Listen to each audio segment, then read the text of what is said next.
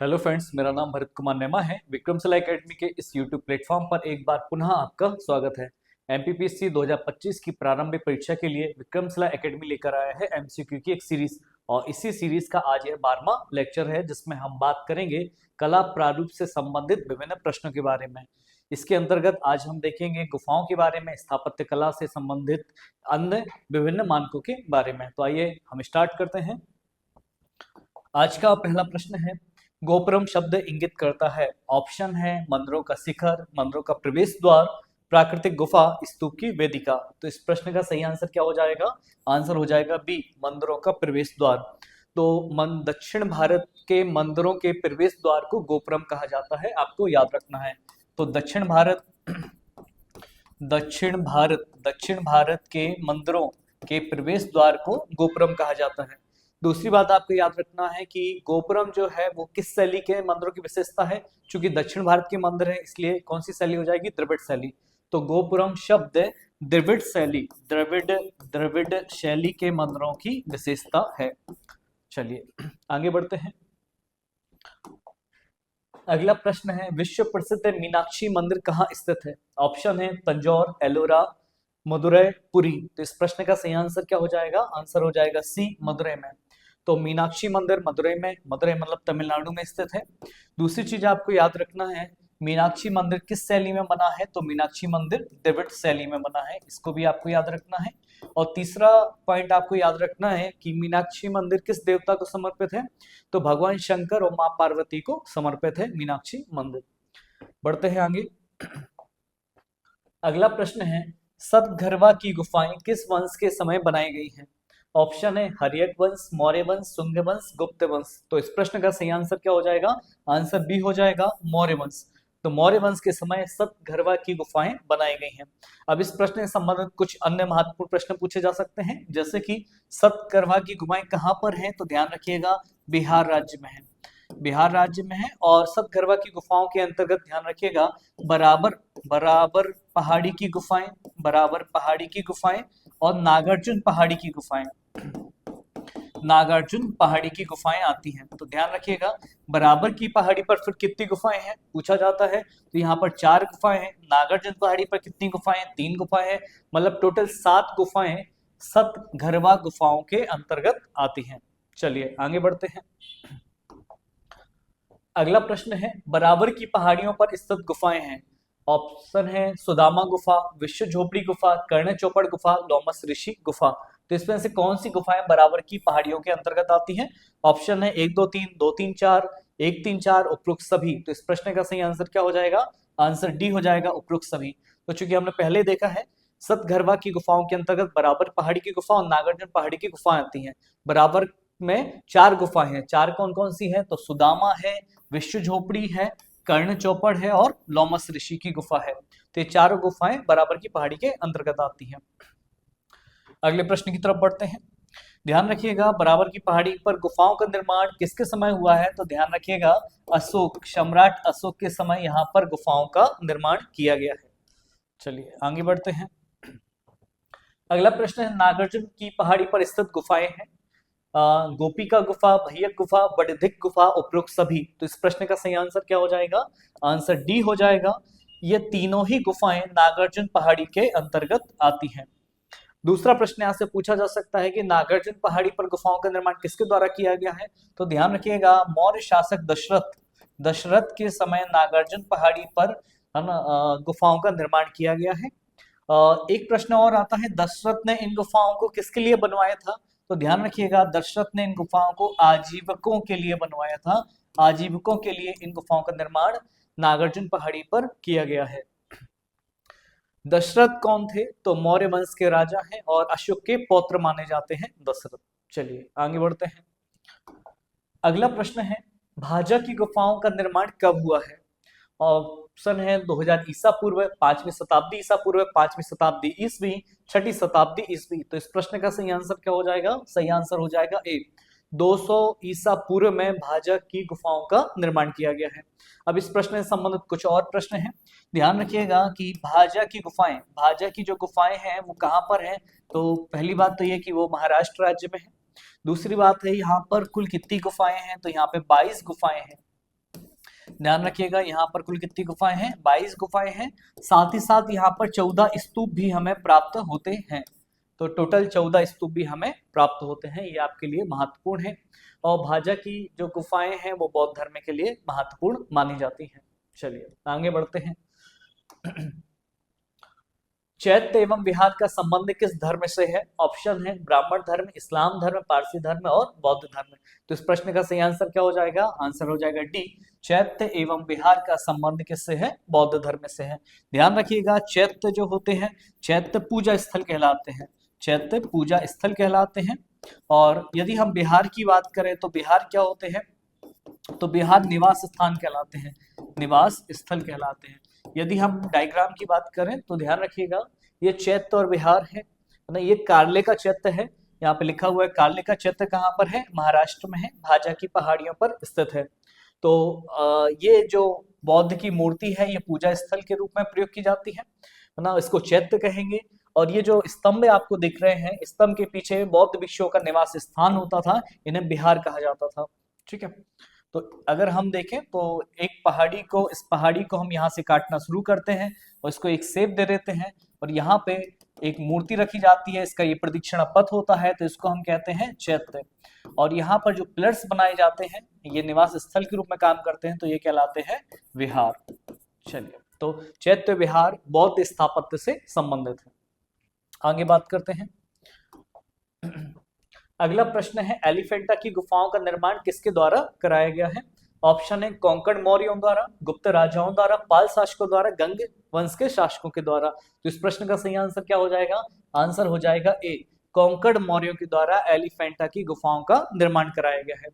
अब एलिफेंटा की गुफाओं से संबंधित यदि हम कुछ और प्रश्न देखें तो ध्यान रखिएगा, एलिफेंटा की गुफाएं कहाँ पर है? तो आपको याद रखना है, एलिफेंटा की गुफाएं कहाँ पर है? महाराष्ट्र में है। दूसरी बात है, एलिफेंटा की जो गुफाएं हैं वो किस भगवान को समर्पित हैं? तो भगवान शिव को समर्पित हैं। अगर ऑप्शन में कोंकण मौर्य नहीं होगा तो ध्यान रखिएगा, है ना, फिर आपको आंसर लगाना पड़ेगा राष्ट्रकूट। तो राष्ट्रकूटों के द्वारा फिर एलिफेंटा की गुफाओं के निर्माण को आपको मानना पड़ेगा, यदि ऑप्शन में कोंकण मौर्य नहीं होता है तो। और इनका निर्माण कब हुआ है? तो ध्यान रखिएगा, 5वीं से 6वीं शताब्दी ईस्वी में एलिफेंटा की गुफाओं का निर्माण किया गया है। ये सब चीजें आपको याद रखना है। आगे बढ़ते हैं। अगला प्रश्न है, एलिफेंटा की गुफाओं का संबंध मुख्यतः किस भगवान से है ना? ऑप्शन है कार्तिकेय, गणेश, शिव और कृष्ण। अभी हमने इसको देखा है, तो एलिफेंटा की गुफाओं का संबंध भगवान शिव से माना जाता है, जो महाराष्ट्र राज्य में है। चलिए, अगला प्रश्न है, पुर्तगालियों का संबंध कौन सी गुफाओं से रहा है? ऑप्शन है अजंता की गुफा, बाघ की गुफा, एलोरा की गुफा, एलिफेंटा की गुफा। तो इस प्रश्न का सही आंसर क्या हो जाएगा? आंसर डी, एलिफेंटा की गुफाओं का संबंध पुर्तगालियों से रहा है। ध्यान रखिएगा, पुर्तगालियों ने एलिफेंटा की गुफाओं पर हाथियों को देखा था, इसलिए फिर उन्होंने इस द्वीप का नाम ही एलिफेंटा द्वीप रख दिया, और यहाँ पे गुफाएं इसलिए इसको कहते हैं एलिफेंटा की गुफाएं। दूसरी बात आपको याद रखना है, अजंता की गुफा ये भी महाराष्ट्र में है, बाघ की गुफा ये मध्य प्रदेश के धार जिले में है, एलोरा की गुफा भी कहाँ पर है? महाराष्ट्र में, और एलिफेंटा तो महाराष्ट्र में है ही है। ठीक है। दूसरी चीज यहाँ से और पूछी जाती है, एलिफेंटा की गुफाओं को कुछ और नाम से भी जाना जाता है, तो ध्यान रखिएगा इनका पुराना नाम घारापुरी की गुफाएं हैं। ध्यान रखिएगा, घारापुरी की गुफाएं ही एलिफेंटा की गुफाएं बनी हैं। चलिए आगे बढ़ते हैं। इस अगला प्रश्न है, निम्नलिखित में से कौन सी गुफा से चीनी यात्री हेनसांग बौद्ध पांडुलिपियों के साथ बोधिसत्व अवलोकितेश्वर की एक लकड़ी की मूर्ति चीन लेकर गए हैं? तो कौन सी गुफाओं से लेकर गए हैं? ऑप्शन है कन्हेरी की गुफा, एलोरा की गुफा, जोगीमार गुफा, खंडगिरी की गुफा। तो इस प्रश्न का सही आंसर क्या हो जाएगा? इस प्रश्न का सही आंसर हो जाएगा आंसर ए, कन्हेरी की गुफा। तो कन्हेरी की गुफा कहाँ पर है? महाराष्ट्र राज्य में है। हेनसांग कन्हेरी की गुफा में आते हैं, और चूंकि उन्होंने यहाँ पे बौद्ध स्तूप भी देखे हैं, कई सारे बौद्ध भिक्षुओं से मुलाकात की है, और यही से कई सारी बौद्ध पांडुलिपियां और अवलोकितेश्वर की मूर्ति को लेकर चीन की तरफ जाते हैं। इसको आपको याद रखना है। बाकी एलोरा की गुफा जो है, ध्यान रखिएगा, ये महाराष्ट्र में है। जोगीमार गुफा छत्तीसगढ़ में है। खंडगिरी की गुफा उड़ीसा राज्य में है। इनको आपको याद रखना है। अगर अब हम बात करें हेनसांग की, तो ध्यान रखिएगा हेनसांग से कुछ और प्रश्न भी पूछे जा सकते हैं। तो देखिए, हेनसांग आपको मैंने लास्ट लेक्चर में भी बताया था, हेनसांग चीनी यात्री हैं, 629 ईस्वी में ये चीन से भारत की तरफ निकले हैं और 630 ईस्वी में ये भारत पहुंचे हैं, ध्यान रखिएगा। और सबसे पहले भारतीय राज्य कपिशा पहुंचे हैं ये, सबसे पहले भारतीय राज्य कपिशा ये आते हैं। फिर उसके बाद कुछ अलग अलग क्रमों में होते हुए बाद में सम्राट हर्ष के दरबार में पहुंचते हैं। तो हर्ष के दरबार में रहे हैं, हर्षवर्धन वंश के राजा हैं, असम के राजा भास्कर वर्मन के दरबार में भी रहे हैं और पल्लव राजा नरसिंह वर्मन प्रथम के दरबार में भी रहे। तो मुख्यतः 3 राजाओं के नाम आपको याद रखना है जहां हेनसांग ने आश्रय लिया है, सम्राट हर्ष के दरबार में, है ना, दूसरा है असम के राजा भास्कर वर्मन के दरबार में और तीसरा है पल्लव वंश के राजा नरसिंह वर्मन के दरबार में। हेनसांग कुल 15 वर्ष तक भारत में रहे हैं, ध्यान रखिएगा कितने वर्ष तक भारत में रहे, कुल 15 वर्ष तक भारत में रहे हैं। 645 में वो भारत से वापस चले जाते हैं। तो कब भारत से वापस गए हैं, तो ध्यान रखिएगा 645 ईस्वी में वो भारत से वापस कहाँ चले जाते हैं, चीन चले जाते हैं। ये कुछ ऑब्जेक्टिव प्रश्न आपसे पूछे जा सकते हैं। चलिए आगे बढ़ते हैं। अगला प्रश्न है, बादामी गुफाओं का निर्माण किस वंश के समय हुआ है? ऑप्शन है चोल वंश, राष्ट्रकूट वंश, चालुक्य वंश, पाल वंश। तो इस प्रश्न का सही आंसर क्या हो जाएगा? आंसर हो जाएगा सी, चालुक्य वंश के समय बादामी की गुफाओं का निर्माण 6वीं शताब्दी ईस्वी के आसपास हुआ है। ये आपको याद रखना है। बादामी की गुफाएं किस राज्य में पूछा जाता है, तो बादामी की गुफाएं कहां पर है? कर्नाटक राज्य में स्थित हैं। चलिए आगे बढ़ते हैं। अगला प्रश्न है, उदयगिरी की गुफाएं एवं खंडगिरी की गुफाएं किस राज्य में हैं? ऑप्शन है महाराष्ट्र, कर्नाटक, उड़ीसा और आंध्र प्रदेश। ध्यान रखिएगा यहाँ पे दोनों है, उदयगिरी और खंडगिरी दोनों की गुफाओं के बारे में पूछा गया है प्रश्न। तो इस प्रश्न का सही आंसर क्या हो जाएगा? आंसर सी, उड़ीसा राज्य में उदयगिरी और खंडगिरी की गुफाएं हैं। उदयगिरी में अगर पूछे तो कितनी गुफाएं हैं? ध्यान रखिएगा 18 गुफाएं हैं। खंडगिरी में कितनी गुफाएं हैं? तो टोटल 15 गुफाएं यहाँ पे देखने को हमें मिलती हैं। दूसरा प्रश्न यहाँ से एक और पूछा जा सकता है, इन गुफाओं का उल्लेख हमें कहां से मिलता है? तो ध्यान रखिएगा हाथी गुफा अभिलेख, हाथी गुफा अभिलेख से हमें इन दोनों गुफाओं की जानकारी प्राप्त होती है। अब हाथी गुफा अभिलेख किसने उत्कीर्ण कराया है? तो ध्यान रखिएगा कलिंग राजा खारवेल, कलिंग राजा खारवेल के समय हाथी गुफा अभिलेख को उत्कीर्ण कराया गया है। और ये जो अभिलेख है ये 17 पंक्तियों में लिखा गया है। ध्यान रखिएगा कितनी पंक्तियों में लिखा गया है? 17 पंक्तियों में लिखा गया है।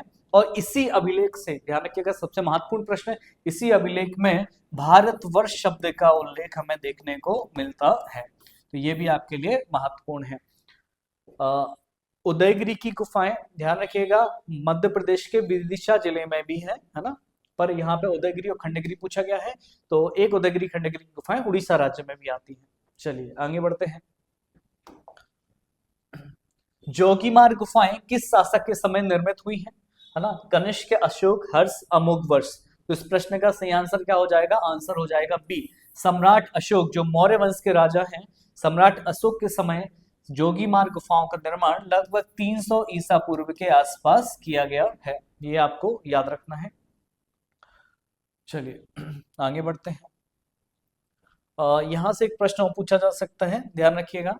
जो जोगीमार गुफाएं हैं इन्हीं गुफाओं में पहली बार देवदासी शब्द का प्रयोग किया गया है। यह प्रश्न भी आपके लिए महत्वपूर्ण है, देवदासी। तो ध्यान रखिएगा देवदासी शब्द का पहली बार प्रयोग किन गुफाओं में किया गया है? तो जोगीमार गुफाओं में किया गया है।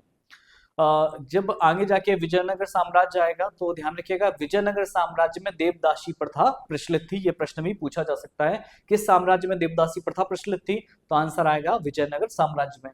और देवदासी शब्द का उल्लेख पहली बार किस गुफाओं में देखने को मिलता है? तो आपका आंसर आएगा जोगीमार गुफा। और ये कहां पर है? छत्तीसगढ़ राज्य में है। किसके समय बनाई गई है? सम्राट अशोक के समय बनाई गई है। अगला प्रश्न है, सही मिलान है। ताबू गुफाएं स्थान पूछा हिमाचल प्रदेश, डुंगेश्वरी गुफाएं बिहार, सीता बेगड़ा गुफा छत्तीसगढ़, उंदावली गुफाएं तमिलनाडु। तो इसका सही मिलान नहीं है, होगा सही मिलान नहीं है।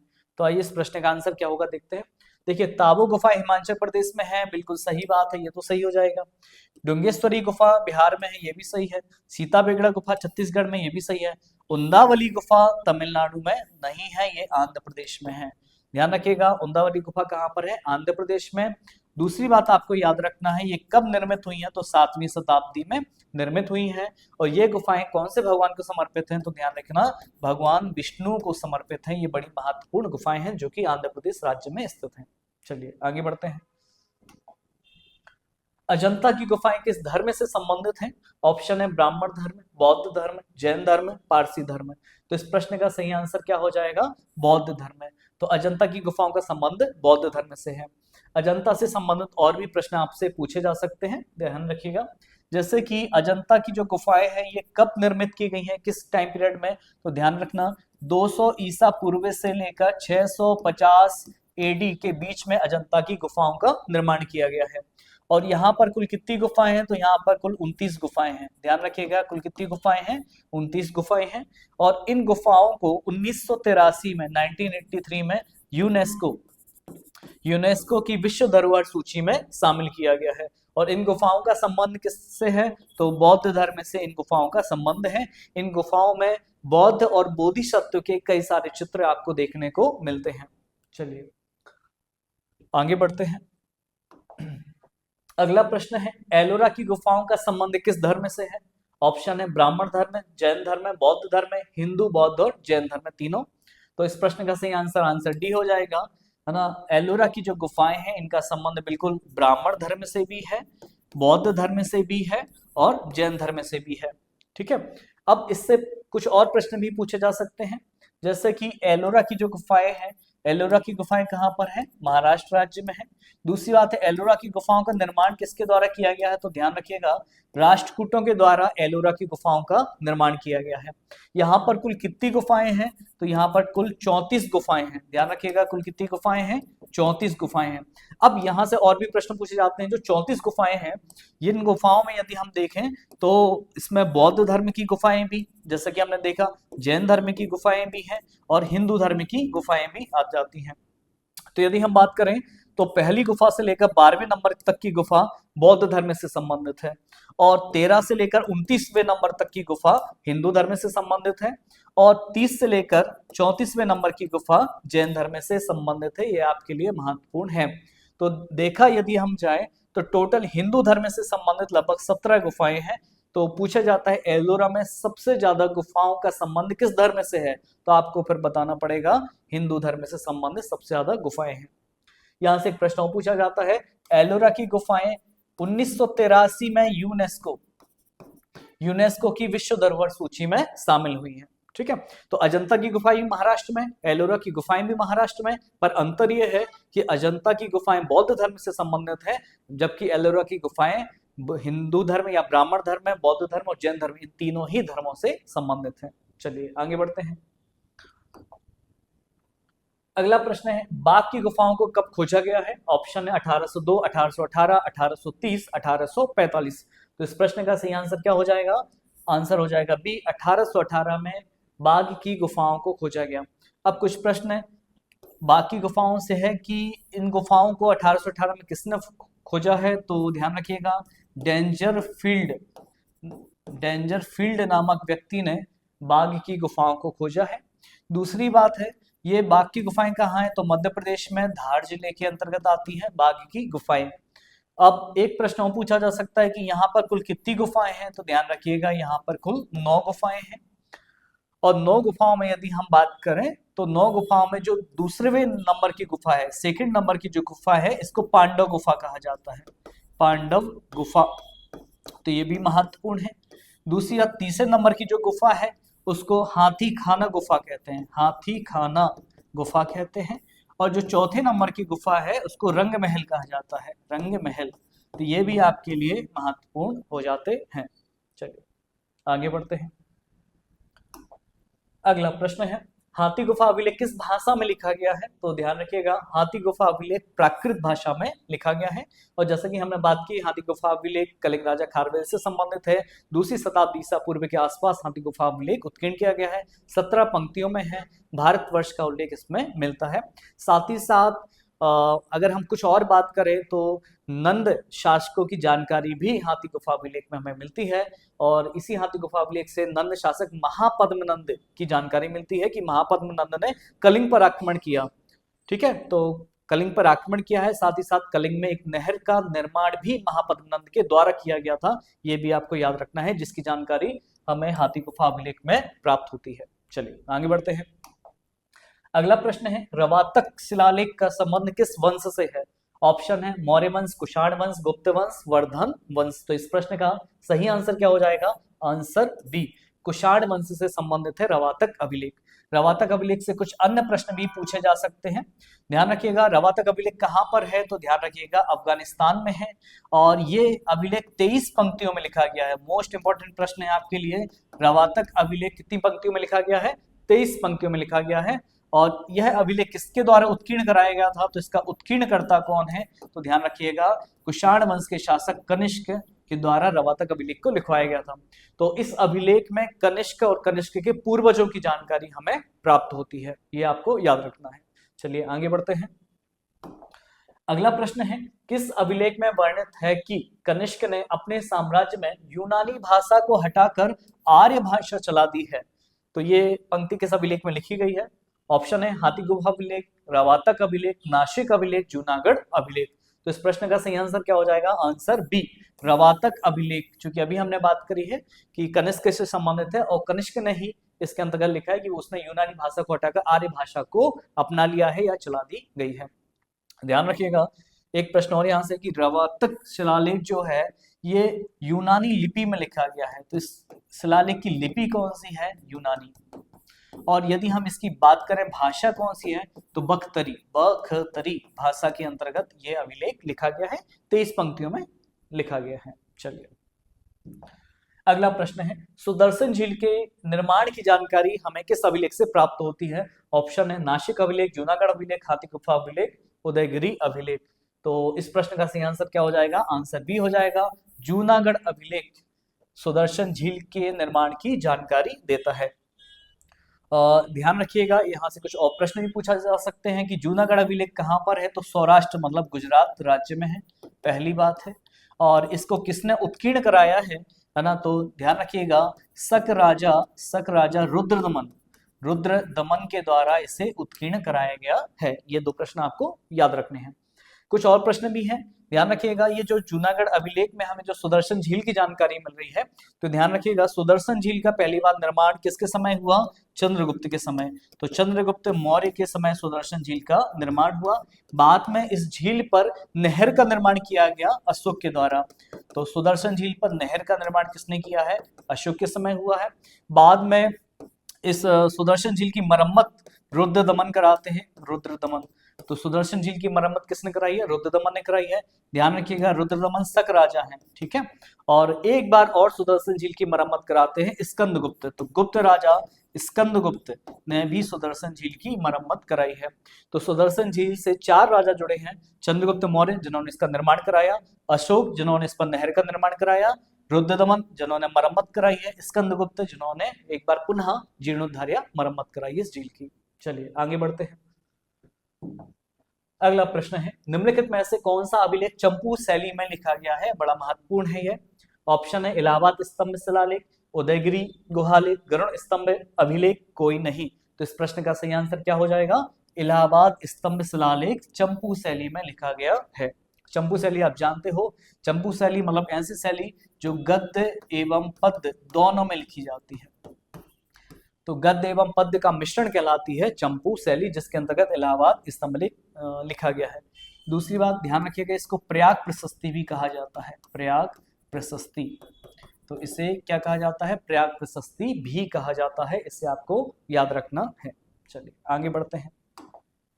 अगला प्रश्न है, उदयगिरी की पहाड़ियों पर किस गुप्त राजा का अभिलेख प्राप्त होता है? ऑप्शन है घटोत्कच, चंद्रगुप्त द्वितीय, भानुगुप्त, रामगुप्त।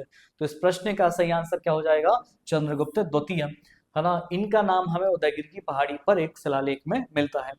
ध्यान रखिएगा, चंद्रगुप्त द्वितीय को ही चंद्रगुप्त विक्रमादित्य कहा जाता है, विक्रमादित्य कहा जाता है। और ये गुप्त वंश के सबसे गौरवशाली राजा माने जाते हैं। और चंद्रगुप्त द्वितीय का काल ही गुप्त काल का स्वर्ण काल कहलाता है, इसे आपको याद रखना है। और इन्हीं के दरबार में 9 रत्न थे। चलिए आगे बढ़ते हैं। अगला प्रश्न है, निम्नलिखित में से कौन सा शिलालेख हूणों और गुप्तों के बीच युद्ध का वर्णन करता है? ऑप्शन है भीतरी स्तंभलेख, इलाहाबाद स्तंभलेख, मेहरौली स्तंभलेख, उपरोक्त में से कोई नहीं। तो इस प्रश्न का सही आंसर क्या हो जाएगा? आंसर ए हो जाएगा। भीतरी स्तंभलेख से हमें हूणों और गुप्तों के बीच में युद्ध की जानकारी मिलती है। हूण और गुप्तों के बीच में युद्ध की जानकारी मिलती है। ध्यान रखिएगा, यहां से पूछा जा सकता है कि ये युद्ध किस किस राजाओं के बीच हुआ। तो अगर हम बात करें तो हूणों का राजा कौन है? खुशनवाज। खुशनवाज। और उस समय गुप्तों के राजा कौन है? स्कंदगुप्त। स्कंदगुप्त। तो इन दोनों के बीच में युद्ध होता है जिसमें गुप्त जीत जाते हैं, हूण पराजित हो जाते हैं। ये जानकारी हमें भीतरी स्तंभलेख से मिलती है, जो कि कहां पर है? उत्तर प्रदेश में है।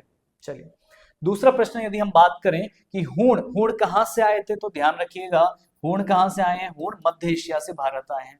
हूण कहां से आए? हूण मध्य एशिया से भारत आते हैं। और हूणों के कौन से नेता रहे हैं? तो ध्यान रखना है आपको, हूणों के एक नेता थे तिगिन, दूसरे नेता हैं खुशनवाज, खुशनवाज, तीसरे नेता हैं तोरमान, तोरमान, और चौथे नेता है मेहरकुल, मेहरकुल, मेहरकुल। तो ये चार महत्वपूर्ण नेता हूणों से संबंधित है। तिगिन है, खुशनवाज है, तोरमान है और मेहरकुल, ये हूण नेता माने जाते हैं। अगर अन्य ऑप्शन की हम बात करें तो ध्यान रखिए इलाहाबाद स्तंभलेख, मैंने बताया इसको प्रयाग प्रशस्ति कहते हैं, और इसी स्तंभलेख से हमें समुद्रगुप्त के विजय अभियानों की जानकारी मिलती है। तो पूछा जाता है समुद्रगुप्त के विजय अभियान की जानकारी हमें किससे मिलती है? तो इलाहाबाद स्तंभलेख से मिलती है। और मेहरौली स्तंभलेख, है ना, ध्यान रखिएगा ये दिल्ली में है ना। और मेहरौली स्तंभलेख पर एक राजा के नाम का उत्कीर्ण हुआ है जिसको हम कहते हैं चंद्रद्वितीय या चंद्रगुप्त विक्रमादित्य। चंद्रगुप्त द्वितीय कह सकते हैं या चंद्रगुप्त विक्रमादित्य कह सकते हैं। इनके नाम का उल्लेख मेहरौली लौह स्तंभ में है। तो ठीक है, इन सभी चीजों को आपको याद रखना है। आइए अगले प्रश्न की तरफ बढ़ते हैं। अगला प्रश्न है, निम्नलिखित में से कौन सा अभिलेख ब्राह्मणों को भूमि अनुदान देने की प्रथा का उल्लेख करता है? मोस्ट इंपोर्टेंट प्रश्न है, आपके लिए पूछा जा सकता है। ऑप्शन है नानाघाट अभिलेख, गरुड़ स्तंभ अभिलेख, नासिक अभिलेख, जूनागढ़ अभिलेख। तो इस प्रश्न का सही आंसर क्या हो जाएगा? आंसर हो जाएगा ए, नानाघाट अभिलेख। नानाघाट अभिलेख ये कहां पर है? महाराष्ट्र राज्य में है। और ये अभिलेख उत्कीर्ण किसके समय हुआ है? तो सातकर्णी, सातकर्णी। तो सातवाहन वंश के शासक सातकर्णी, ये सातवाहन वंश के तीसरे राजा माने जाते हैं। तो सातवाहन वंश के राजा सातकर्णी के समय नानाघाट अभिलेख उत्कीर्ण किया गया है, जो कि महाराष्ट्र में है, और जिससे हमें ब्राह्मणों को भूमि अनुदान में देने की प्रथा का पता चलता है। ध्यान रखिएगा सातकर्णी, इनको वास्तविक संस्थापक कहा जाता है सातवाहन वंश का। सातवाहन वंश का संस्थापक वैसे तो सिमुक को कहा जाता है, सिमुक के बाद कृष्ण आए हैं, कृष्ण के बाद सातकर्णी आए हैं, पर सातकर्णी को रियल फाउंडर या वास्तविक संस्थापक कहते हैं सातवाहन वंश का। कुछ दूसरे ऑप्शन की बात करें तो गरुड़ स्तंभलेख, ध्यान रखिएगा इसको बेसनगर अभिलेख भी कहा जाता है, बेसनगर शिलालेख या बेसनगर अभिलेख भी कहा जाता है। और ये बेसनगर अभिलेख कहाँ पर है? हमारे विदिशा में है। ठीक है, तो विदिशा जिले के अंतर्गत बेसनगर अभिलेख आता है, और इसके बारे में हम आगे भी बात करेंगे। ये बेसनगर अभिलेख क्यों प्रसिद्ध है? तो इस अभिलेख से ही हमें मतलब विदिशा में भागवत धर्म के प्रचार की जानकारी मिलती है। और इस अभिलेख को एक यूनानी राजदूत हेलियोडोरस के द्वारा उत्कीर्ण कराया गया था, ये आपको याद रखना है। नासिक अभिलेख जो है ये भी बड़ा महत्वपूर्ण अभिलेख है। नासिक अभिलेख की बात करें हम तो ये नासिक अभिलेख कहां पर है? महाराष्ट्र में है। दूसरी बात, नासिक अभिलेख किसके द्वारा उत्कीर्ण कराया गया है? तो ध्यान रखिएगा बालश्री सातकर्णी, बालश्री सातकर्णी के द्वारा इस अभिलेख को उत्कीर्ण करवाया गया है। और ये बालश्री सातकर्णी कौन है? तो गौतमी पुत्र सातकर्णी की माता है। ध्यान रखिएगा नासिक अभिलेख कहां पर है? महाराष्ट्र में है। नासिक अभिलेख को उत्कीर्ण किसने कराया है? बालश्री सातकर्णी ने। और बालश्री सातकर्णी किसकी माता मानी जाती है? गौतमी पुत्र सातकर्णी की। और गौतमी पुत्र सातकर्णी पूरे सातवाहन वंश के राजाओं में सबसे शक्तिशाली राजा माने जाते हैं, इसे आपको याद रखना है। और जूनागढ़ अभिलेख, इसकी चर्चा हम कर चुके हैं, ये गुजरात राज्य में है। शक राजा रुद्रदमन के द्वारा यह अभिलेख उत्कीर्ण कराया गया था। इस अभिलेख से सुदर्शन झील की जानकारी मिलती है। और एक और महत्वपूर्ण बात जो आपको याद रखनी है, यह संस्कृत भाषा में लिखा गया सबसे लंबा अभिलेख माना जाता है। तो संस्कृत भाषा में लिखा गया पहला और सबसे लंबा अभिलेख कौन सा है? जूनागढ़ अभिलेख है। आज के लिए फिर इतना ही, हम आगे बात करते हैं। आप सभी का बहुत बहुत धन्यवाद।